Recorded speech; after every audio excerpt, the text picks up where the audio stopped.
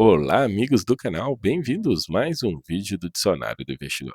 Pessoal, a moda agora é saber o fundo tem caixa ou não tem caixa para cumprir suas obrigações do ano. Aí vamos lá, HGLG, fundo imobiliário, adorado por todos. Eu não tenho ele na carteira, hein, gente? Acho ele sim um baita fundo imobiliário, mas sempre acho que ele é caro e perante os seus pares. Sempre acho ele caro perante seus pares, então acabo ficando com alguns pares. No caso, BTLG, XPLG seriam os dois pares que normalmente eu tenho na carteira, e em vez de ter HGLG. Mas é opção minha. Eu perco em qualidade de gestão, botando esses outros dois, mas para mim eu acho que eu ganho dinheiro, porque isso faz parte, o risco um pouquinho maior, a gente ganha um pouquinho mais. Lembrando que eu, Kiko, tenho uma carteira super diversificada. Então vamos lá. Olha, vamos dar uma olhada no relatório gerencial dele. O fundo teve um aumento de vacância e aqui, ele nesse mês de janeiro, ele recebe aluguel da Petrobras. Esse aluguel da Petrobras perdão, da Volkswagen. Ou cabeça, Petrobras, eu estou pensando em outra coisa aí. Da Volkswagen. O aluguel da Volkswagen, gera 33 centavos por cota a mais. É muita grana, né? Então ele teve um resultado de 1,30, então se ele não tivesse esse aluguel da Petrobras, o resultado dele seria 97 centavos.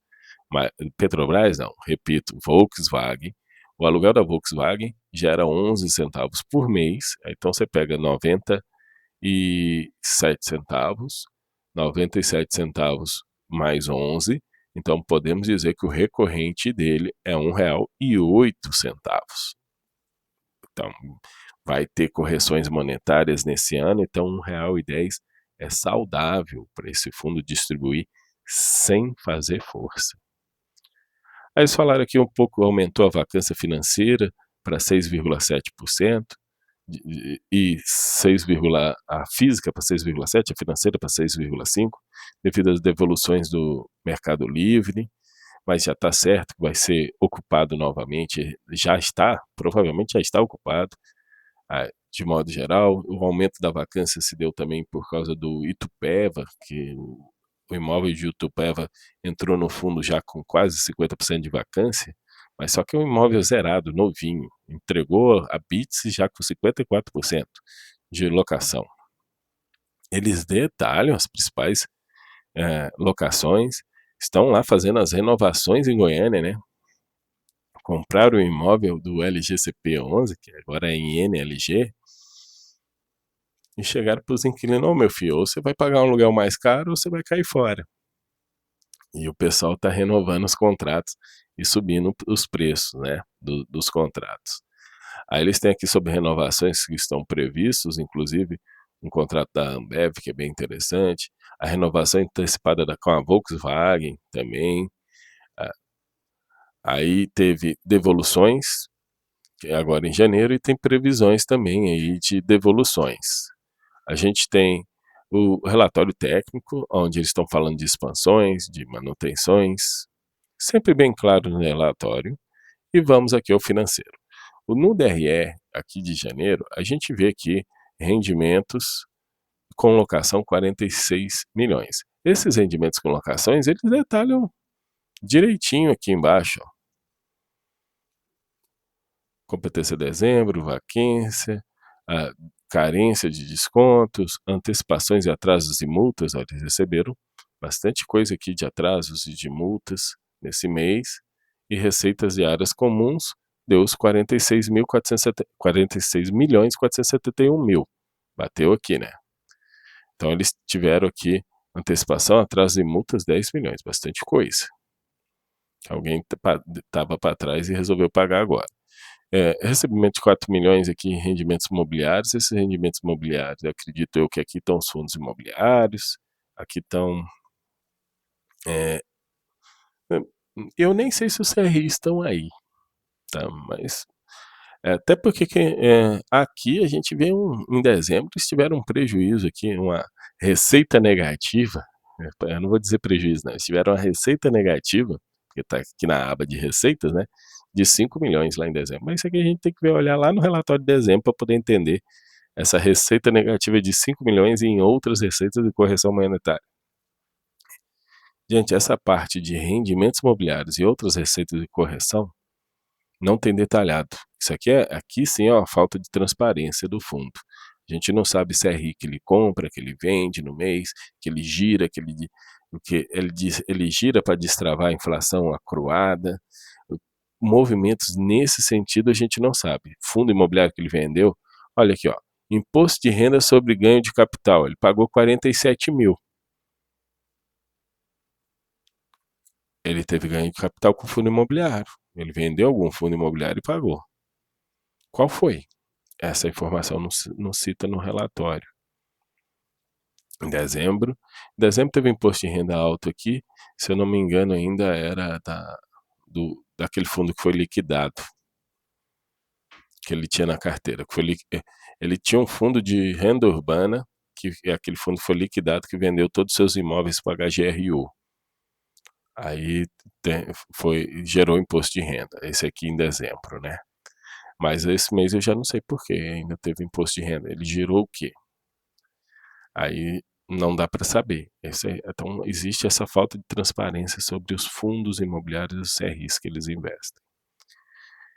Mas vamos lá, que o que a gente quer ver mesmo são as obrigações, né? As obrigações, o fundo tem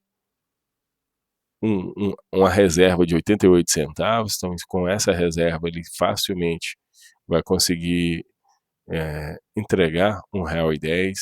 Aqueles 5 milhões impactou aqui, né? Aquele prejuízo de 5 milhões lá em dezembro impactou aqui no resultado de 74 centavos apenas, né? Então, a gente tem que saber quando ele gira CRI, porque bate no resultado. E olha, vamos lá. O que ele tem de caixa hoje? Hoje de caixa ele tem 68 milhões. E ele tem 43 milhões para receber. Esses dois eles vão receber esse ano, tá? Esses 43 milhões ele vai receber esse ano. Então a gente soma aqui, vai dar 110, 111 milhões em caixa esse ano. Então esse ano, mas ele tem 3,5 milhões aqui, mas aqui já coisas rápidas para pagar. Mas vamos trabalhar com a ideia de 105 milhões. Ele tem 105 milhões disponíveis. LCI também não tem um detalhamento que as LCI são essas que ele investe, né? Mas acredito eu que elas estão disponíveis para giro, né? Tem mercado secundário. Então ele tem 130 milhões. Em CRI ele tem 124 milhões, em FIIs ele tem 300 milhões. Kiko, mas você fala que não tem aqui no relatório gerencial, não fala os fundos imobiliários, não fala os CRIs, mas é só olhar o informe trimestral que você vai achar todos os CRIs que ele investe, você vai achar todos os fundos imobiliários que ele investe. Sim, no informe trimestral não que tem esses ativos, tá? Mas eu gostaria que tivesse no relatório gerencial. É fácil, se tem lá, copia de lá e joga aqui. Pronto. E lá é de 3 em 3 meses. A gente tá vendo que ele gira CRI todo mês. Aí, mas tudo bem, vamos lá.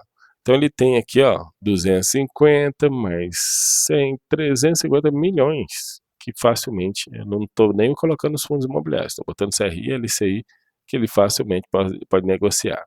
O que ele tem para 12 meses? Para 12 meses ele tem de obrigação 4 mais isso aqui dá 7, 30, 54, a conta tá de cabeça, tá, gente? 54, 120, 130, 200 milhões ele precisa para esse ano. Vai receber 40. Exatamente, 200 milhões ele precisa para esse ano. Se ele precisa de 200 milhões para esse ano, vai receber 40, tem mais 60, vai vender LCI, paga tudo. Consegue pagar o para esse ano. Agora, se a gente olhar para maior que 12 meses, e isso aqui eu estou falando, pessoal, é que ele precisa para pagar parcelinha, como diz o pessoal aqui, aquele carnê, né? Além do carnê, que a gente fez a conta aqui que ele precisa de 200 milhões, ele precisa também, na sua securitização, que está aqui embaixo, nesse ano de 2025, algo aqui em torno de 33 milhões para pagar de amortização. Ano que vem é 50 milhões. Mas esse ano, coisa que 32 milhões, 33 milhões. Então, ele precisa de 233 milhões para esse ano para pagar. Aí a gente pega, ele praticamente vai vender todas as suas LCIs, usar todo o seu caixa que está em renda fixa e 43 milhões para receber desse ano. Então, para esse ano, ele tem caixa para isso. Agora, quando a gente olha para ano que vem, onde ele tem que pagar mais parcelas, aí, inclusive algumas parcelas até pesadas, né? 396,6 milhões aqui, ó. Mas aí são CRIs, tá, gente? São CRIs que ele tem que pagar mais para frente. A única aqui é a aquisição é 10% do Tower Hortolândia, que é 1,2 milhões. Esses outros aqui, todas essas outras aqui, que são mais de 12 meses para pagar, são CRIs. Então a gente olha os CRIs aqui.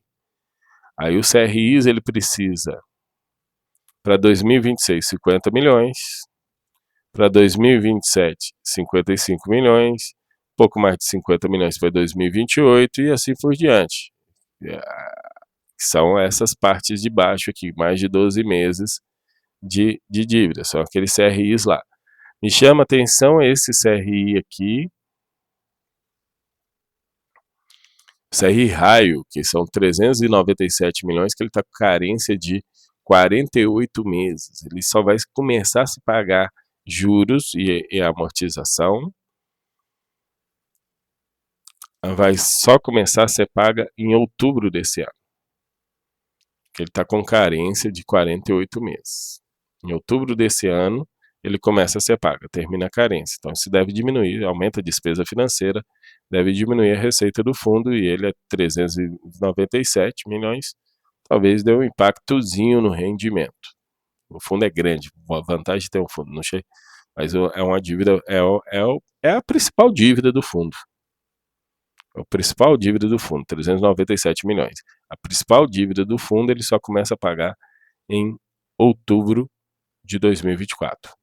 2025, perdão, outubro de 2025, desse ano. Então o fundo tem caixa para cumprir com as suas obrigações para esse ano, usando as LCIs, para ano que vem, se ele vender todos os seus CRIs também.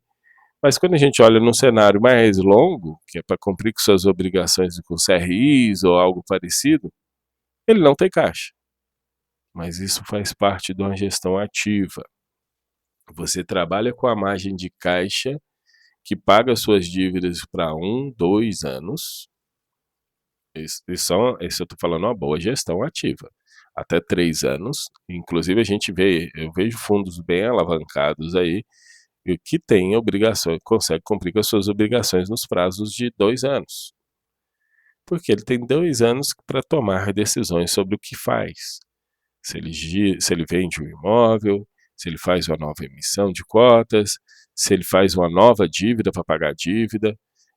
Quando ele trabalha com a margem de 2 anos, ele consegue aproveitar momentos e ter uma dessas saídas.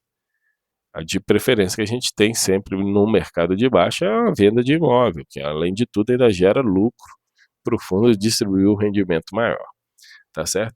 Então a HGLG tem caixa sem problema nenhum para os próximos 2 anos, mas não tem caixa suficiente para o resto da vida, né? Mas o mercado vai virar, uma hora ele volta a ter ágio, faz uma emissão e pronto, já vai de boa. E caso nunca vire, ele tem imóveis com certeza que tem players no mercado que estão interessados, que ele pode vender e quitar essa dívida sem problema nenhum, porque a alavancagem dele é pequena. Vou encerrando o vídeo por aqui. Muito obrigado a todos vocês. Não esqueça de deixar aquele like, se inscrever no canal e até a próxima, pessoal. Um aviso a vocês, esse vídeo não é uma recomendação de investimento. O ativo citado não pode ser considerado uma indicação de investimento e a renda passada não pode ser garantia de rentabilidade futura. Um grande abraço e até a próxima, pessoal.